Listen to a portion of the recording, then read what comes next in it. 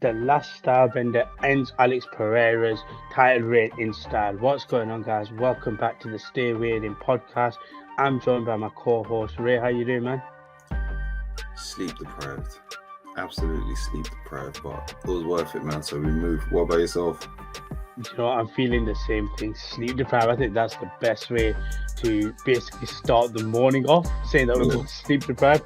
But also, let's go in and break down what we saw yesterday. It was UFC 287, Alex Pereira versus Israel Adesanya, and we saw Izzy reclaim his title, the throne. What did you make of the fight itself? Initially, I can't lie, I was upset because it kind of started to look a bit like the first fight. I'm there like, I get it, Izzy. You want to show you're the best striker, but this is for legacy. Go in there and become an MMA fighter. We're not saying, I'm not saying, I can only speak for myself. I'm not saying go in there and be a complete grappler, but mix up a bit. Let him, keep him on his toes.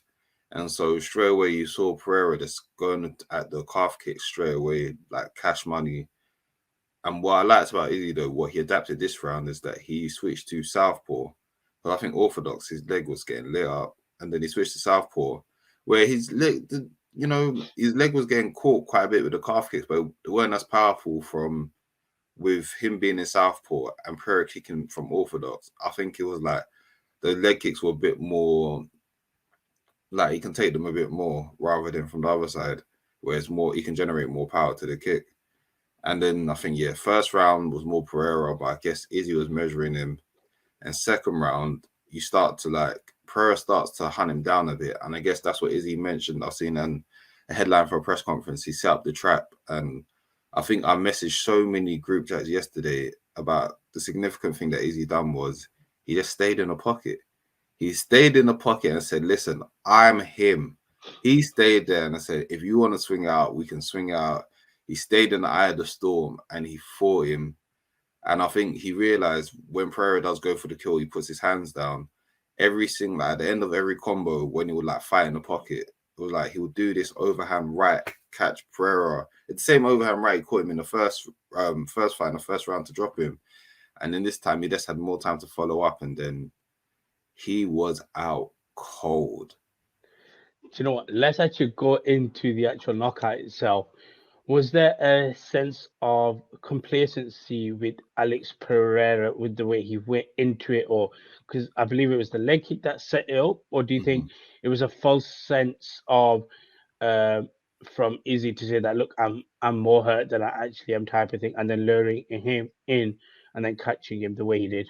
I think it's a bit of both. Like I said, he's saying he set up the trap and it looked purposeful. So a lot of people might just be like, oh, he just found himself there in the pocket. But I think you got to remember he's fought him 3 times before. He knows his pattern. So for me, what I feel like is he's seen that Pereira puts his hands down after he finishes combos. And he just said, like I said, after the first round of the first MMA fight, he caught him with the same punch. So maybe Izzy and his team just realized at some point, you're going to go for barrage. When you go for barrage, you're just going to stay in the pocket with your hands down because, in all fairness, Pereira can get away with that against a lot of fighters. But against Izzy, it's like you've got just as high level striker and someone that's got experience of facing you. And it reminded me of like Pacquiao Marquez, whereas like Marquez is like arguably in a similar position. He's been beaten by Pacquiao 3 times, but 3 times you could have argued Marquez won it. And this time it was just like, I know your number. I've just never been able to dial it properly.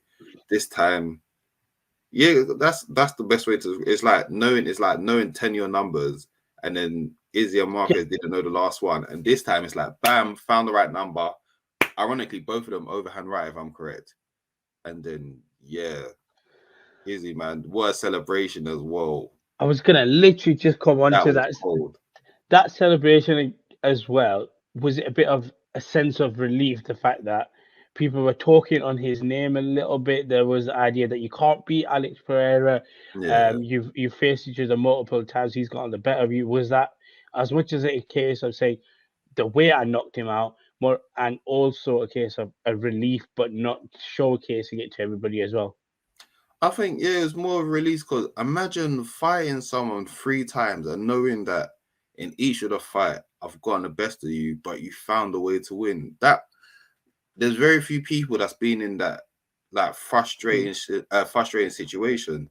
And like I said, the only person I could think about on the high level is Marquez, where it's just like the same way he beat Pacquiao, and then I think Marquez's thing was just like, you know, he leaned a lot of it due to dodgy politics in boxing and trying to push Pacquiao as this big star. And listen, you could argue it because look what Pacquiao went on to be. And Marquez is there thinking, I know how to beat you. And I think it's the same way Izzy is looking at it, like, I know how to beat you. I was literally beating you in the first match, controversial division. Second match, I got greedy because of my ego. Third match, I was beating you. And, kudos to Pereira. He turned on just at the right time and he put enough, money in the bank with the damage from the leg kicks. So I think this fight, it was almost like Izzy said, you know what, I'll eat up those leg kicks for now, and then I'm gonna wait for my time. When that storm comes, I'm gonna stay in the pocket. And Izzy just said it. I'm him. He stood there, bam, overhand right, bam, another overhand right that hit the temple, and then Pereira hit the ground. So I was gonna say, in terms of Izzy's legacy, and also just within the UFC, where does this place him now? The fact that he's got over this uh, banana peel type of fight and stuff like that. He's put Pereira to one side. He's back as the champion himself again. If you look at his resume, the activity within the UFC since he's been there, the title fights, where do we place Izzy going forward? Listen, man, I think that makes his story even greater because I think his run was already epic, but sometimes in like especially in combat sports, people love that story of that person that can push you to the next level, whether they defeat you or not. And listen, man, Izzy took down M. Bison. I don't know if you want to call Izzy as Dao Sim and Ferrer as M. Bison. He took him down, Yoga Flame, Yoga Fire. Listen, boy, so I think it makes him the second greatest middleweight, at least. Definitely Hall of Fame worthy already. Second best middleweight. And the only reason I say second best is ability wise, do I think he can surpass Anderson? Yes. But you have to actually surpass that record first. And for me, I don't think there's any point of him going 205.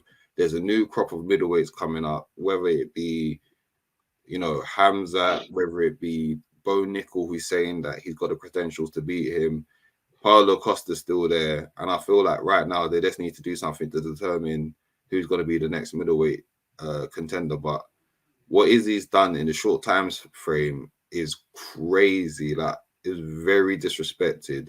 Especially not many champions fight as much as he does, which is going to sound controversial because I know a lot of people like their champions fighting a lot. I don't think you should have to. Mhm. Not the once a year stuff. The once a year stuff that's air. But I remember Faraz Sahabi, who was coach to GSP, is one of the goats, used to say he only likes fighting twice maximum when you're the champion because everyone's got tape on you and everyone can prepare for how long for you. Whereas as the champion, if you fight, let's say 3 times and you do camps, maybe like 2 months and everything before fights, I think he was saying you barely have time for actual training and learning new techniques because very few people know in camps you're not learning new techniques. You're going over, you're drilling what you already know and putting into practice, tactics rather than just learning just to learn. So maybe this part of his career he might just go back to facing, fighting twice a year, Mm. or if he does the 3 months, just have it more spaced out because I think this was a valuable lesson in him growing as a fighter that yeah, sometimes you do need more time to fight someone. It can't just be a case of defeat, bam, straight into it. So What about for Pereira then? Does he try to push for a trilogy fight in the UFC, or is it back to the drawing board and try to make work my way back up type of thing? in all honesty, brother, you done what you came here to do. Mm. You beat Izzy, you got the belt, go to 205. Because this guy, the way he weight trains himself to even get down to 185 is crazy. Like you could even watch the fight yesterday. The size difference is nuts.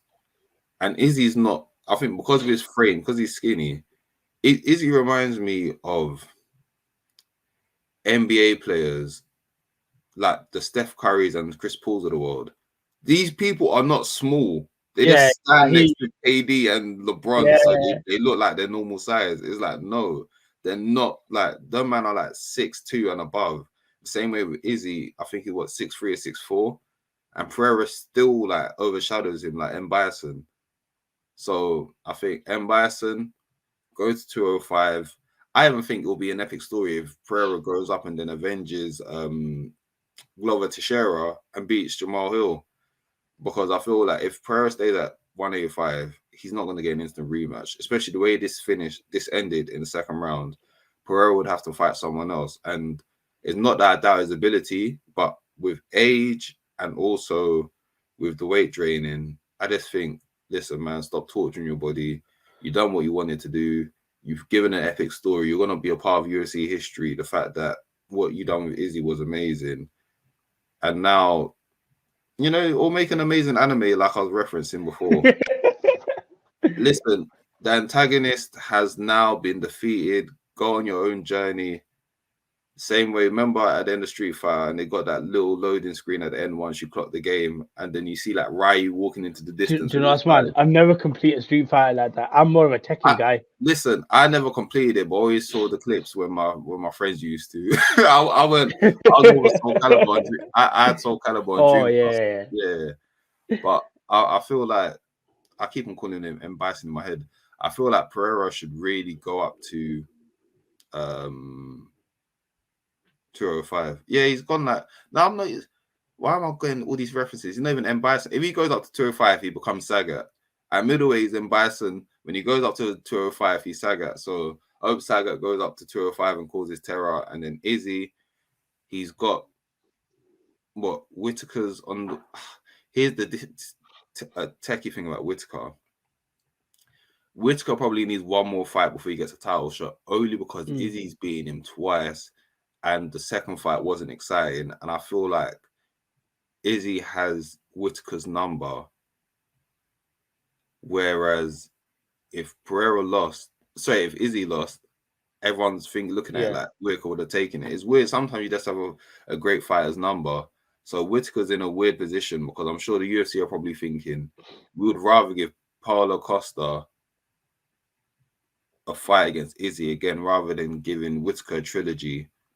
And then you got Hamzat there. I don't even know it's annoying me now because Hamzat keeps on talking and it's like, great fight, great ability. Brother, go in there and fight someone at middleweight. And then I want to hear the talking.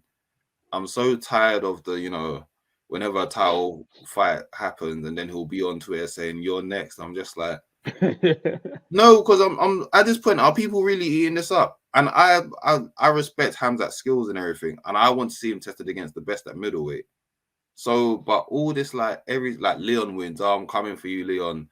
You know, Izzy Pereira wins, I want to come and wrestle Pereira. Izzy wins again, he's probably going to say something again, and I'm just like, go in there and fight either Whitaker or Paulo Costa or even Martin Vettori. But Hamzat needs to face someone at the top near middleweight before he gets a title shot. And so there needs to be like a fatal four-way at middleweight before we see who Izzy faces next. I think Izzy's earned time off. So, yeah, go out there and let everyone else scrap it out to see who the number one contender is. One man that we're going to touch on who will have his time off now is Masvidal, who hung up the gloves after losing to Gilbert Burns. Just short quickly on his career being the peak journeyman as it is, you could say.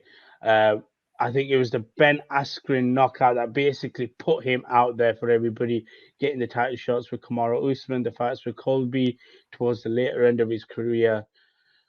What can you say about Masvidal in terms of just overall his career, and is this the perfect time for him to basically retire?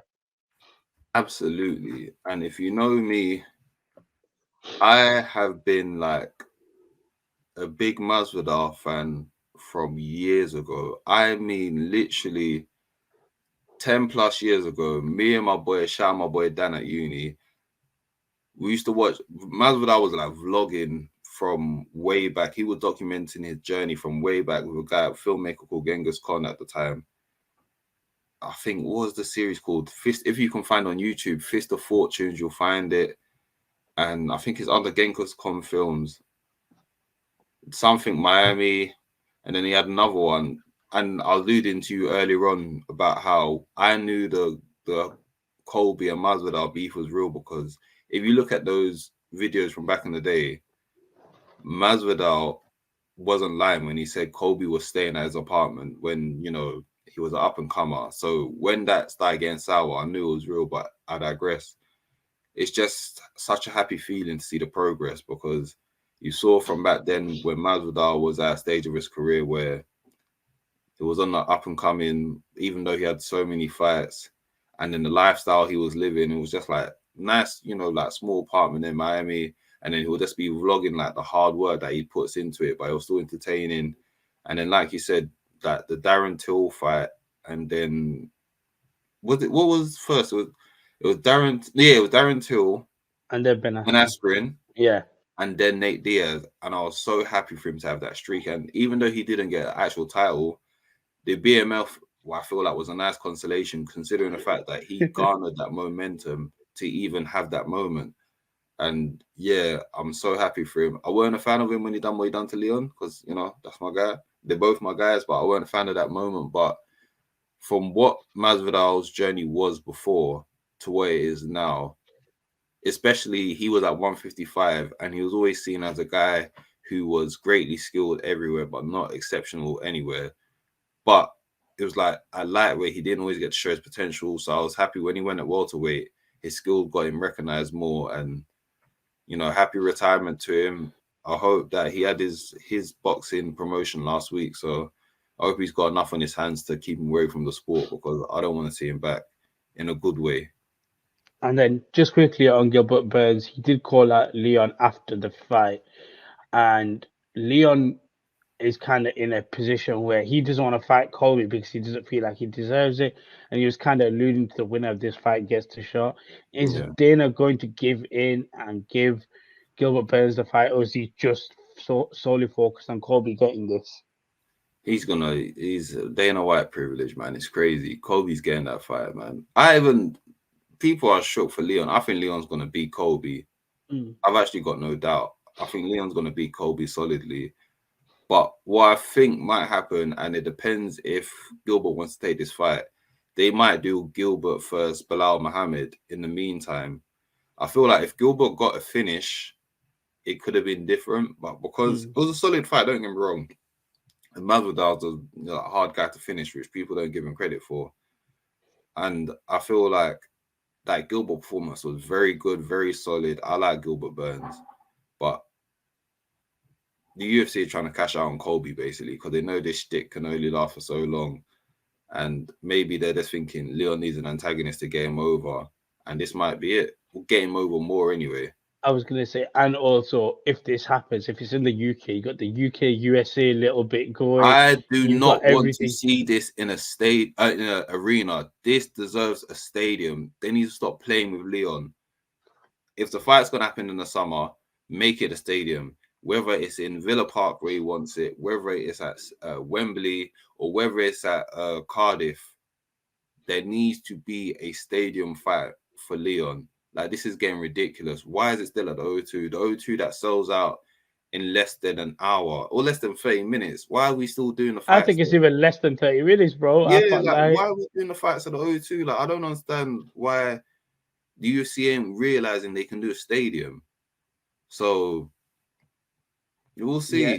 Gilbert's in a weird position because, like I said, I think they proposed Shavkat Rakhmonov against Bilal Muhammad, but then that leaves that leaves Gilbert with no opponent for a while. Yeah. So whether it's a case of Gilbert waits for the title shot after Leon and Colby is announced, or maybe Bilal might sneak in there and say, let me face Gilbert. And so you have a definite number one contender. So it'll be interesting to see. I think it all depends on when Leon versus Colby is announced. I think initially someone tried to mention about it doing in the States on International Fight Week, which is normally July. And I'm just like, nah, I'm not trying to see The that. champ deserves to have it at home. The The way champ I deserves look, yeah. not just listen, stadium fight. People need to be calling it Leon deserves a stadium fight. Stop this arena nonsense. The market's big enough, the crowd is big enough, make it a stadium fight.